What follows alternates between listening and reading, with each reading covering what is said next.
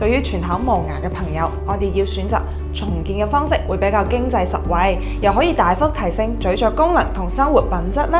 市面上大概有3種做假牙嘅方式。第一種係傳統嘅全口假牙，佢係冇任何嘅植體支撐嘅。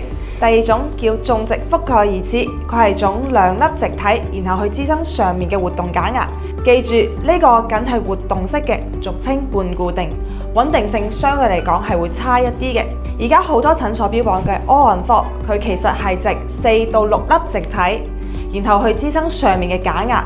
呢個假牙係固定式嘅，因為佢用螺絲整個鎖住嘅，自己係冇辦法拆落嚟㗎。要診所嘅醫生先可以幫你拆，但係穩定性咧係非常之高嘅。患者喺使用嘅過程中，幾乎係感覺唔到異物感，同真牙嘅使用體驗係非常之接近嘅。植牙手術前後有邊啲注意事項？恢復期需要幾耐？如果你對呢啲細節感興趣嘅話，或者有任何其他植牙相關嘅問題，可以點擊下方鏈接留下你嘅聯繫方式，我哋期待為你提供詳盡嘅幫助。